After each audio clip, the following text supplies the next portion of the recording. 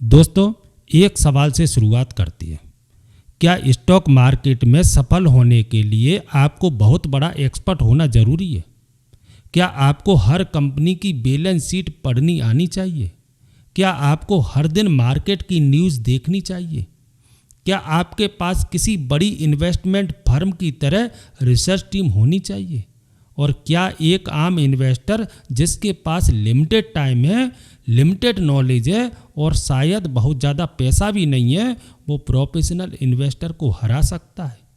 पहली नज़र में इसका जवाब शायद नहीं लगेगा, क्योंकि प्रोफेशनल इन्वेस्टर के पास एनालिस्ट होते हैं, रिसर्च होती है, डेटा होता है, मैनेजमेंट से मिलने का मौका होता है, मार्केट की लगातार जानकारी होती है। फिर एक आम इन्वेस्टर उसके सामने कैसे टिक सकता है? लेकिन पीटर लिंच की one up on wall street की सबसे इंटरेस्टिंग सोच यहीं से शुरू होती है। उनका सवाल यह नहीं है कि आम इन्वेस्टर प्रोफेशनल से ज़्यादा इंटेलिजेंट कैसे बने। सवाल कुछ और है। क्या आम इन्वेस्टर के पास ऐसी चीज़ हो सकती है जो प्रोफेशनल इन्वेस्टर के पास नहीं है? और जवाब है, आप अपनी रोज़मर्रा की ज़िंदगी में ऐसी कंपनियों को देख सकते हैं जिन्हें बड़ी इन्वेस्टमेंट इंडस्ट्री शायद अभी उसी नज़र से नहीं देख रही। यानी आपका फ़ायदा आपकी कमजोरी में ही छिपा हो सकता है। आप मार्केट में प्रोफेशनल की तरह खेलने की कोशिश करने के बजाय एक आम इंसान की तरह चीज़ों को ऑब्जर्व करना सीख सकते हैं। लेकिन इसका मतलब बिल्कुल ये नहीं है कि जो चीज़ें मुझे पसंद हैं उसका स्टॉक खरीद लो। यही बात है सबसे पहले समझना जरूरी है। मान लीजिए आप किसी दुकान पर जाते हैं, आप देखते हैं कि एक नया प्रोडक्ट बार बार बिक रहा है। आपके दोस्त उसी ब्रांड की बात कर रहे हैं, आपके घर में भी लोग उसे ही खरीद रहे हैं, आपके आसपास उसकी डिमांड बढ़ रही है। अब सवाल है, क्या इसका मतलब है उस कंपनी का स्टॉक खरीद लेना चाहिए? नहीं। लेकिन क्या ये एक रिसर्च का स्टार्टिंग पॉइंट हो सकता है? बिल्कुल। यही फर्क है। पीटर लिंच की सोच को अगर बहुत सिंपल भाषा में समझें तो रोज़मर्रा की ज़िंदगी आपको आइडिया दे सकती है, लेकिन फाइनल इन्वेस्टमेंट डिसीजन के लिए आपको कंपनी को समझना पड़ेगा। यानी प्रोडक्ट देखकर स्टॉक मत खरीदिए, प्रोडक्ट को देखकर कंपनी को स्टडी करना ज़रूरी है। ये छोटा सा डिफरेंस बहुत बड़ा है, क्योंकि एक इन्वेस्टर और एक कस्टमर के बीच यही फर्क है। कस्टमर पूछता है मुझे ये प्रोडक्ट पसंद है या नहीं, इन्वेस्टर पूछता है क्या इस प्रोडक्ट की वजह से कंपनी का बिजनेस लंबे समय में मजबूत हो सकता है। और यहीं से आपकी ऑब्जर्वेशन एक इन्वेस्टमेंट क्लू बन जा सकती है। आप किसी नए प्रोडक्ट को नोटिस कर सकती है, किसी ब्रांड की बढ़ती पॉपुलैरिटी देख सकती है, किसी कंपनी की सर्विस को अपने आसपास तेज़ी से फैलते हुए देख सकती है। लेकिन सिर्फ पॉपुलैरिटी काफ़ी नहीं है। आपको देखना होगा कि कंपनी कितना कमा रही है, उसका बिजनेस कितना मजबूत है, उसकी ग्रोथ कितनी टिकाऊ है, और सबसे ज़रूरी, क्या मौजूदा कीमत पर उस कंपनी में इन्वेस्ट करना सही वैल्यू देता है। यानी आपकी रोज़मर्रा की ज़िंदगी आपको सिर्फ एक सिग्नल दे सकती है। फाइनल डिसीजन लेने से पहले रिसर्च ज़रूरी है। मान लीजिए आपको कोई कॉफ़ी ब्रांड पसंद है, आप रोज़ उसकी कॉफ़ी पीते हैं, आपके दोस्त को भी पसंद है, आप सोचते हैं इस कंपनी का स्टॉक तो ज़रूर बढ़ेगा। लेकिन यहाँ आप एक गलती कर सकती है। आप प्रोडक्ट और बिजनेस को एक ही चीज़ मान रही है। हो सकता है कि प्रोडक्ट शानदार हो लेकिन कंपनी पर बहुत ज़्यादा कर्ज हो सकता है सेल्स बढ़ रही हो लेकिन प्रॉफिट नहीं बढ़ रहा हो सकता है बिजनेस अच्छा हो लेकिन स्टॉक पहले से इतना महंगा हो कि फ्यूचर रिटर्न कम हो जाए।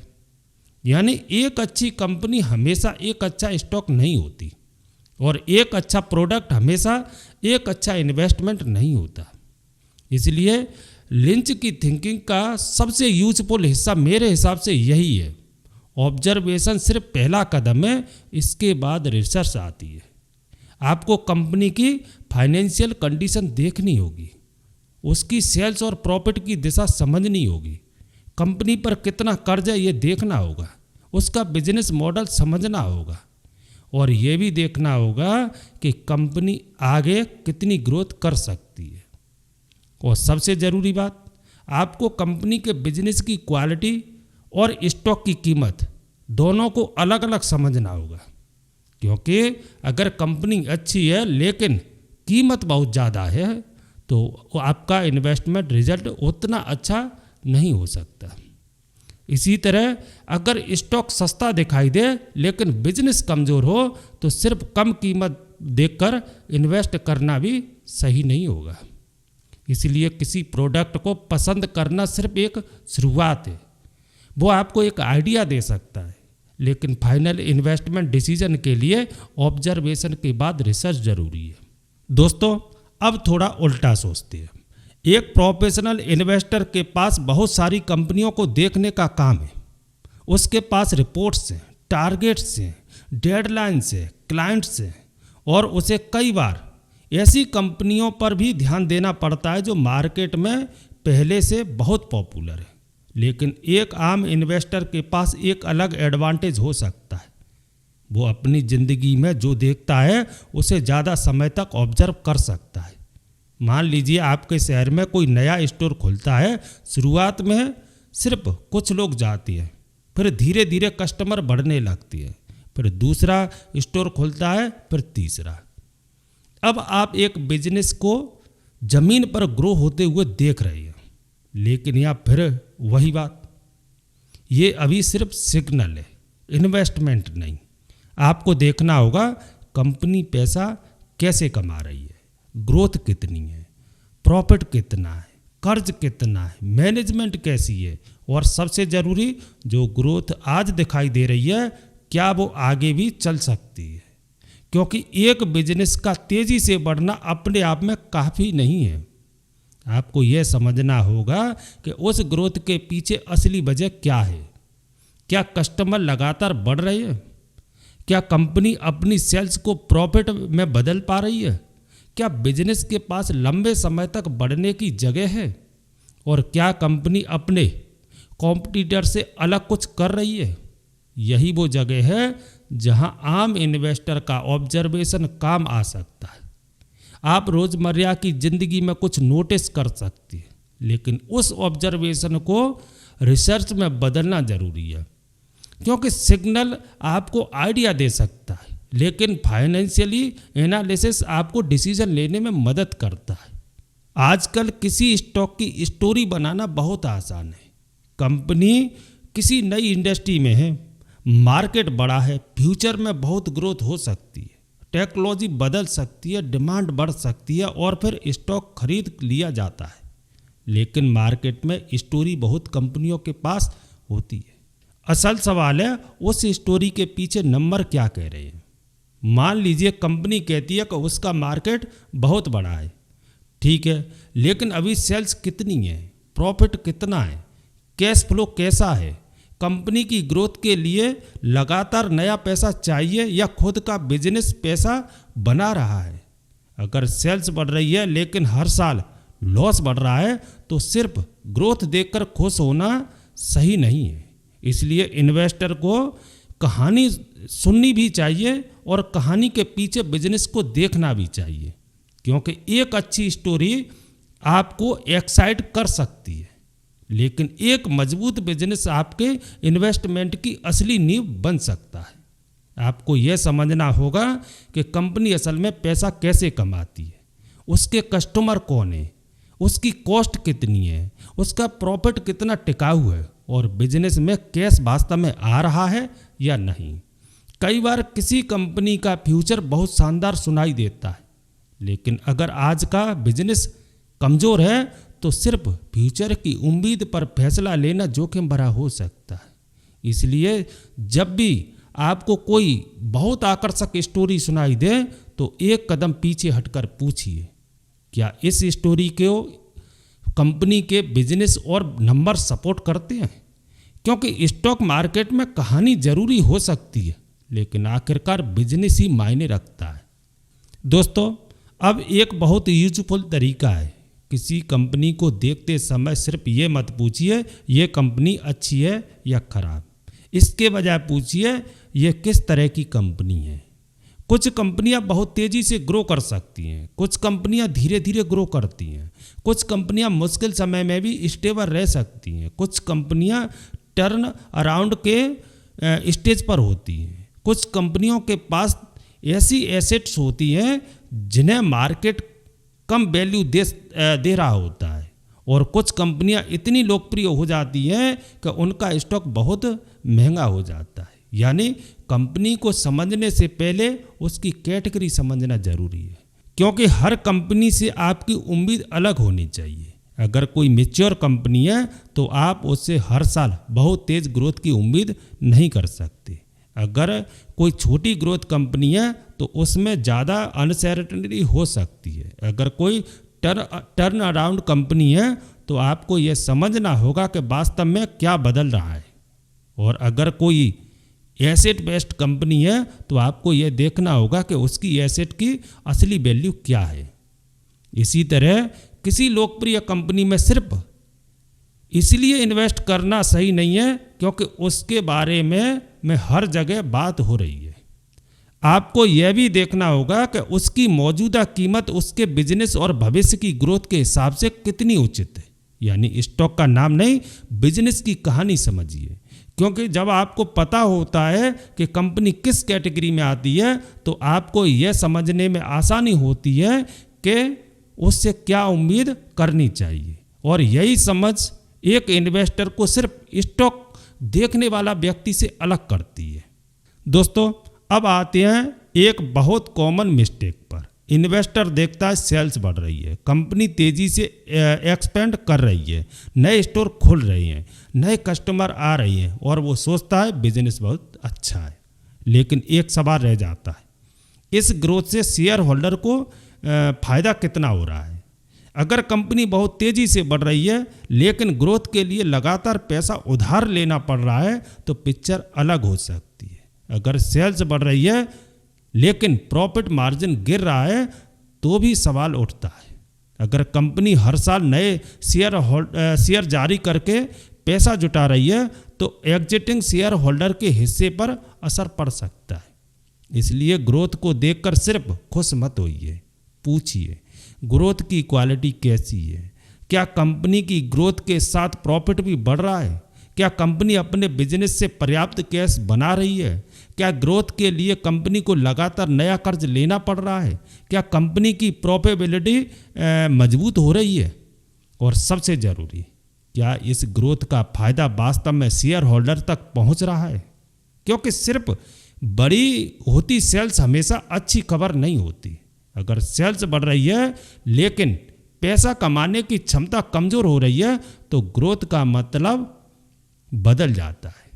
इसलिए एक नए इन्वेस्टर को सिर्फ ये नहीं देखना चाहिए कि कंपनी कितनी तेज़ी से बढ़ रही है, उसे ये भी देखना चाहिए कि कंपनी कितनी अच्छी तरह बढ़ रही है, क्योंकि अच्छी ग्रोथ वो है जो लंबे समय तक टिक सके, बिजनेस को मजबूत बनाए और अंत में शेयर होल्डर के लिए वैल्यू क्रिएट करे।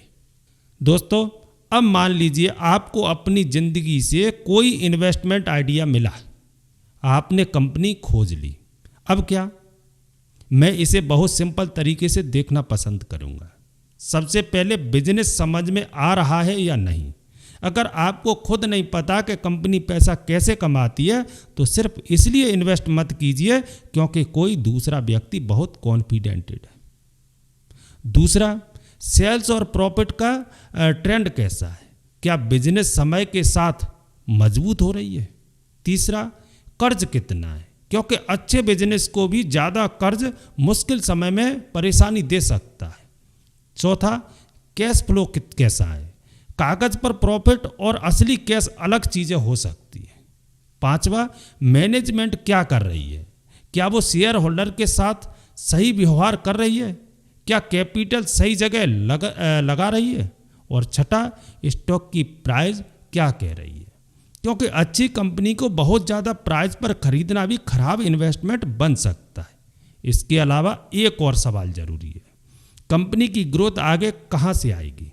क्या उसका मार्केट अभी भी बढ़ रहा है? क्या कंपनी के पास कॉम्पिटिटिव एडवांटेज है?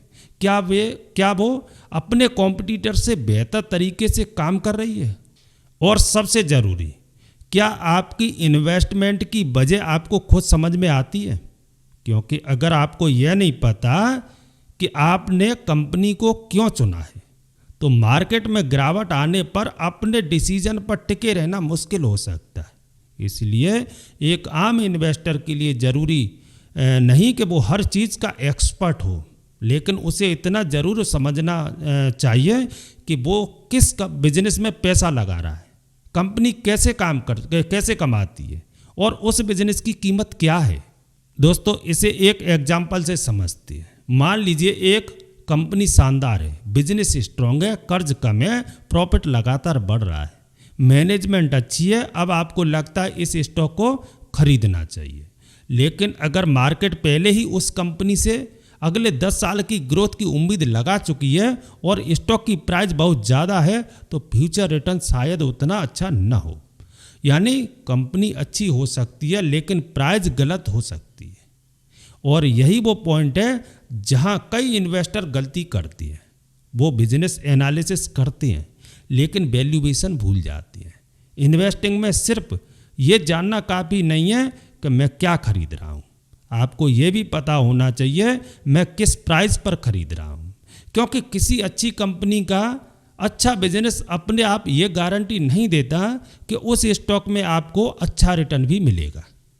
अगर आपने बहुत ज़्यादा प्राइस चुकाई तो कंपनी का बिजनेस अच्छा होने के बावजूद आपका रिटर्न सीमित हो सकता है।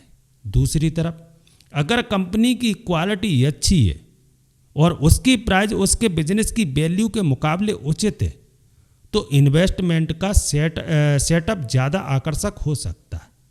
इसलिए जब आप किसी कंपनी को देखें तो 2 अलग सवाल पूछिए। पहला, क्या ये अच्छी कंपनी है, और दूसरा, क्या ये इस प्राइस पर अच्छी इन्वेस्टमेंट है। इन दोनों सवालों का जवाब एक जैसा होना जरूरी नहीं है। यही फर्क समझना एक इन्वेस्टर को सिर्फ अच्छी कंपनी खोजने से आगे ले जाता है और उसे अच्छी इन्वेस्टमेंट पहचानने में मदद करता है। अब मान लीजिए आपकी रिसर्च सही है, आपने अच्छी कंपनी चुनी, लेकिन स्टॉक खरीदने के बाद 6 महीने तक कुछ नहीं हुआ, स्टॉक थोड़ा गिर गया, आपके आसपास लोग दूसरे स्टॉक में पैसा कमा रहे हैं, आपको लगने लगता है कि शायद मैंने गलत स्टॉक चुन लिया। यही पेशेंस की ज़रूरत आती है, क्योंकि बिजनेस और स्टॉक प्राइस हमेशा एक ही स्पीड से नहीं चलते।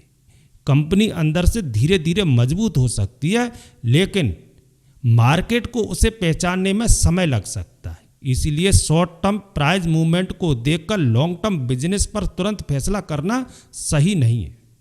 लेकिन इसका मतलब ये भी नहीं है कि गिरता हुआ स्टॉक हमेशा वापस आएगा। अगर बिजनेस की कहानी खराब हो गई तो सिर्फ यह सोचकर बैठे रहना कि लॉन्ग टर्म में तो बढ़ेगा ही, गलत हो सकता है। इसीलिए पेशेंस का मतलब ब्लाइंडली होल्ड करना नहीं है। पेशेंस का मतलब है अपनी रिसर्च पर तब तक टिके रहना जब तक आपकी मूल सोच सही है। अगर कंपनी का बिजनेस मजबूत बना हुआ है, अर्निंग्स की दिशा ठीक है, मैनेजमेंट सही तरीके से काम कर रही है और आपकी इन्वेस्टमेंट थीसिस अभी भी वैलिड है, तो सिर्फ कुछ महीनों की प्राइस मूवमेंट आपको डिसीजन बदलने के लिए मजबूर न करे।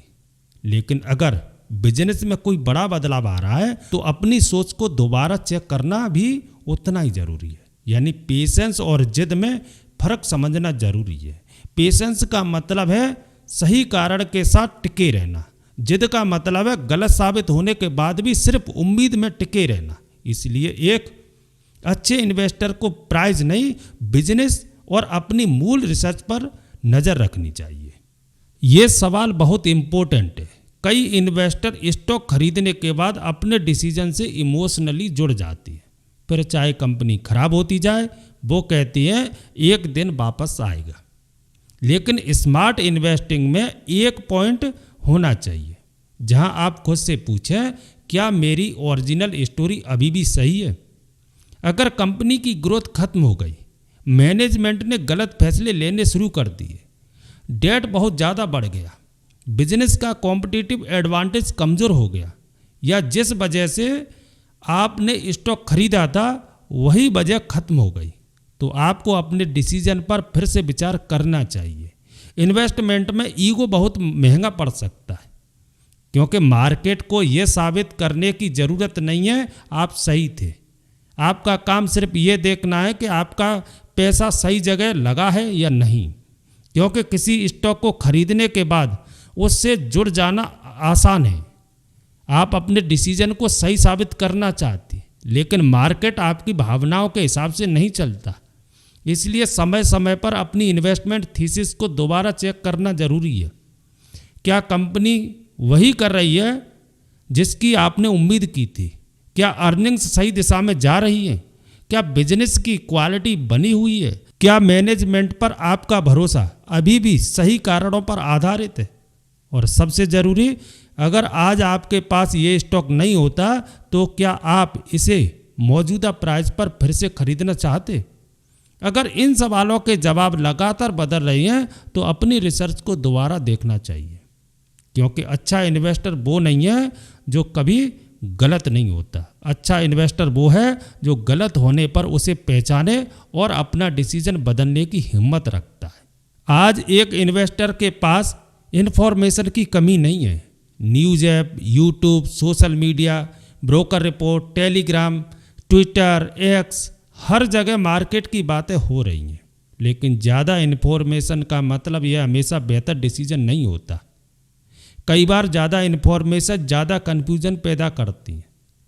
सुबह कोई कहता है कि मार्केट ऊपर जाएगा, दोपहर में कोई क्रैश की बात करता है, शाम को कोई दूसरा स्टॉक बताता है। अगर आप हर आवाज़ सुनेंगे तो अपनी ओरिजिनल थिंकिंग खो सकती है। इसलिए इन्वेस्टर को सिर्फ इन्फॉर्मेशन नहीं चाहिए, उसे जजमेंट चाहिए। आपको यह तय करना आना चाहिए कि कौन सी बातें इम्पोर्टेंट है और कौन सी सिर्फ नॉइज है, और कौन सी बातें आपकी इन्वेस्टमेंट थीसिस को सच में बदल सकती हैं। क्योंकि मार्केट में हर दिन कुछ ना कुछ नया होता है। हर नई खबर आपके इन्वेस्टमेंट डिसीजन को बदलने वाली नहीं होती। अगर कंपनी का बिजनेस वही है, अर्निंग्स की दिशा वही है और आपकी मूल इन्वेस्टमेंट थीसिस अभी भी सही है, तो हर छोटी खबर पर रिएक्ट करने की ज़रूरत नहीं है। दूसरी तरफ, अगर कोई ऐसी इन्फॉर्मेशन आती है जो बिजनेस की क्वालिटी, ग्रोथ या मैनेजमेंट को लेकर आपकी मूल सोच बदल देती है, तो उसे इग्नोर करना भी सही नहीं होगा। यानी असली स्किल ज़्यादा इन्फॉर्मेशन इकट्ठा करना नहीं है। असली स्किल है सही इन्फॉर्मेशन को पहचानना और उसका सही मतलब समझना। क्योंकि एक अच्छे इन्वेस्टर को हर आवाज़ सुनने की ज़रूरत नहीं होती। उसे ये पता होना चाहिए किस आवाज़ को सुनना है और किस नॉइज़ को नज़रअंदाज करना है। दोस्तों, अब शुरुआत का सवाल वापस लेती है। क्या आम इन्वेस्टर प्रोफेशनल इन्वेस्टर से बेहतर कर सकता है? पॉसिबल है, लेकिन इसका मतलब ये नहीं है कि प्रोफेशनल को इग्नोर करो और बस अपने आसपास की चीज़ें खरीद लो। इसका मतलब है अपने यूनिक एडवांटेज को पहचाने। आप जिस इंडस्ट्री में काम करते हैं, शायद वहाँ आपको दूसरे से ज़्यादा अंडरस्टैंडिंग हो। आप रोज़ जिन प्रोडक्ट को देखते हैं, शायद उनके बारे में आपको नेचुरली नॉलेज हो। आप अपने शहर के बिजनेस को करीब से देखते हैं, आप कस्टमर बिहेवियर को समझते हैं। यह सब रिसर्च का स्टार्टिंग पॉइंट बन सकता है, लेकिन फिर भी फाइनल डिसीजन के लिए आपको नंबर्स देखने होंगे। क्योंकि रोज़मर्रा की ज़िंदगी में किसी कंपनी को देखना सिर्फ एक क्लू दे सकता है।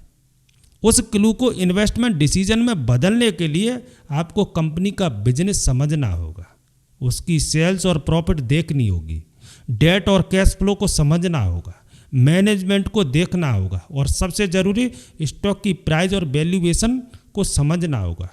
यानी everyday observation plus proper research plus patience, इन तीनों का कॉम्बिनेशन ज़्यादा पावरफुल हो सकता है और यही आम इन्वेस्टर का असली एडवांटेज हो सकता है।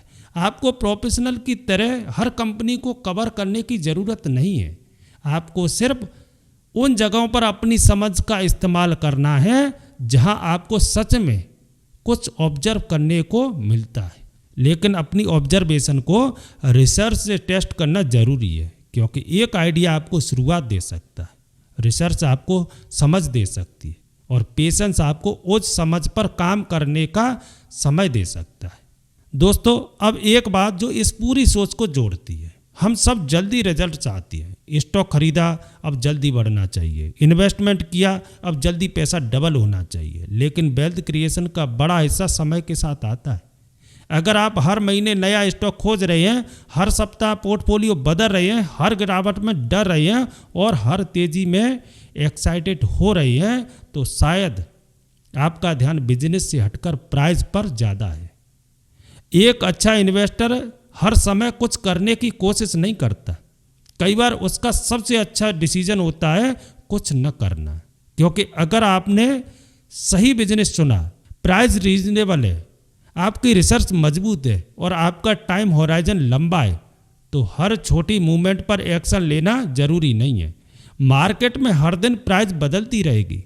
कभी स्टॉक ऊपर आएगा, कभी नीचे जाएगा, लेकिन हर प्राइस मूवमेंट आपके इन्वेस्टमेंट थीसिस को नहीं बदलती। अगर बिजनेस सही दिशा में बढ़ रहा है तो आपको हर छोटी गिरावट पर घबराने की ज़रूरत नहीं है।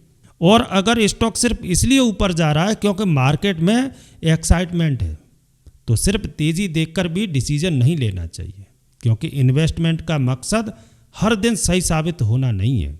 मकसद है लंबे समय में सही बिजनेस और सही डिसीजन के साथ वेल्थ क्रिएट करना। इसलिए जल्दी अमीर बनने की कोशिश करने के बजाय ऐसा सिस्टम बनाइए जिससे आप लंबे समय तक फॉलो कर सकें। क्योंकि कई बार इन्वेस्टिंग में सबसे बड़ा एडवांटेज ज़्यादा एक्शन लेना नहीं, बल्कि सही समय पर धैर्य रखना होता है। अगर मुझे one up on wall street की पूरी थिंकिंग को आपके लिए एक प्रैक्टिकल फ्रेमवर्क में बदलना हो तो मैं इसे 7 सवालों से मैं रखूँगा। पहला सवाल, मैं इस कंपनी को क्यों देख रहा हूँ? क्या मुझे कोई रियल वर्ल्ड सिग्नल मिला है? दूसरा, कंपनी वास्तव में पैसा कैसे कमाती है? अगर इसका जवाब क्लियर नहीं तो आगे मत बढ़िए। तीसरा, बिजनेस की ग्रोथ कैसी है? सेल्स, प्रॉफिट, कैश फ्लो, क्या ये सबके समय के साथ बेहतर हो रहे हैं? चौथा, कंपनी के सामने सबसे बड़ा रिस्क क्या है? कंपटीशन, डेट, रेगुलेशन, मैनेजमेंट या ग्रोथ का रुक जाना? पांचवा, मैनेजमेंट कैसी है? क्या कैपिटल सही जगह लगाया जा रहा है? छठा, स्टॉक की करंट प्राइस क्या कह रही है? अच्छा बिजनेस, बहुत महंगा स्टॉक, फिर भी खराब इन्वेस्टमेंट बन सकता है। सातवां, अगर मार्केट अगले 2 साल बंद हो जाए तो क्या मैं इस बिजनेस को फिर भी होल्ड करना चाहूँगा? अगर आपका जवाब हाँ है तो शायद आपने स्टॉक नहीं बिजनेस खरीदा है। और यही इस पूरे फ्रेमवर्क की सबसे ज़रूरी बात है। किसी कंपनी को सिर्फ इसलिए मत खरीदो क्योंकि उसका प्रोडक्ट आपको पसंद है या क्योंकि उसकी स्टोरी अच्छी सुनाई देती है। पहले ऑब्जर्व कीजिए, फिर रिसर्च कीजिए, फिर बिजनेस को समझिए और उसके बाद ही प्राइस और वैल्यूएशन पर सोचिए। क्योंकि एक आम इन्वेस्टर का सबसे बड़ा एडवांटेज यही हो सकता है कि वो कम कंपनियों पर ज़्यादा ध्यान दे और जिन कंपनियों को समझता है उनके बारे में धैर्य के साथ सोच सके। तो दोस्तों, one up on wall street की सबसे इंटरेस्टिंग सीख मेरे लिए ये नहीं है कि आम इन्वेस्टर प्रोफेशनल इन्वेस्टर को हरा सकता है। इससे ज़्यादा इम्पोर्टेंट बात है, आम इन्वेस्टर को अपना एडवांटेज समझना चाहिए। आपको हर चीज़ का एक्सपर्ट बनने की ज़रूरत नहीं है। आपको हर स्टॉक जानने की ज़रूरत नहीं है। आपको हर दिन मार्केट देखना ज़रूरी नहीं है। आपको बस ये सीखना है कि जो चीज़ें आप रोज़ देखती हैं उनमें से कौन सी चीज़ सिर्फ एक ट्रेंड है और कौन सी चीज़ एक मजबूत बिजनेस की शुरुआत हो सकती है। लेकिन यही सावधानी भी ज़रूरी है। आपको कोई प्रोडक्ट पसंद है इसका मतलब स्टॉक खरीदना नहीं है। आपको किसी कंपनी का ब्रांड पसंद है इसका मतलब इन्वेस्टमेंट अच्छा है ये भी ज़रूरी नहीं है। ऑब्जर्वेशन सिर्फ शुरुआत है। इसके बाद रिसर्च, फिर बिजनेस क्वालिटी, फिर ग्रोथ, फिर मैनेजमेंट, फिर वैल्यूएशन और आखिर में पेशेंस। और शायद यही इस पूरी किताब का सबसे प्रैक्टिकल लेसन है। स्टॉक मार्केट में आपका सबसे बड़ा एडवांटेज ज़्यादा इंफॉर्मेशन नहीं हो सकता। आपका एडवांटेज हो सकता है सही चीज़ को ध्यान से देखना, फिर उसे अच्छे से समझना और समझ आने के बाद उसे पर्याप्त समय देना, क्योंकि इन्वेस्टिंग में कई लोग गलत कंपनी की वजह से पैसा नहीं खोते, कई बार वो सही कंपनी को गलत तरीके से पकड़ने की वजह से भी पैसा खोते हैं। कभी बहुत महंगे प्राइस पर खरीदती है, कभी बिना रिसर्च के खरीद लेती है, कभी छोटी गिरावट में बेच देती है और कभी सिर्फ इसलिए होल्ड करते रहती हैं क्योंकि मैंने इसे खरीदा है। इसलिए अगली बार जब आपको कोई नया प्रोडक्ट पसंद आए, कोई नई कंपनी तेजी से ग्रो करती दिखाई दे या आपके आसपास कोई बिजनेस अचानक पॉपुलर हो जाए, तो तुरंत ये मत सोचिए कि इसका स्टॉक खरीदना चाहिए। पहले एक सवाल पूछिए, क्या यहाँ कोई ऐसा बिजनेस है जिसे मुझे समझने की कोशिश करनी चाहिए?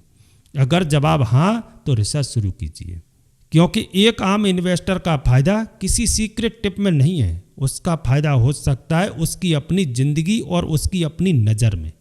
और जब ऑब्जर्वेशन, रिसर्च, पेशेंस और सही प्राइस एक साथ आती है, तभी एक आम इन्वेस्टर के पास प्रोफेशनल इन्वेस्टर से अलग अपना एक छोटा सा एडवांटेज बन सकता है। और शायद यही one up on wall street की सबसे बड़ी सीख है। मार्केट में सबसे ज़्यादा जानना जरूरी नहीं है, जो आप जानते हैं उसे सही तरीके से इस्तेमाल करना जरूरी है। तो आज के वीडियो में बस इतना ही, मिलते हैं अगले वीडियो में, तब तक के लिए जय हिंद।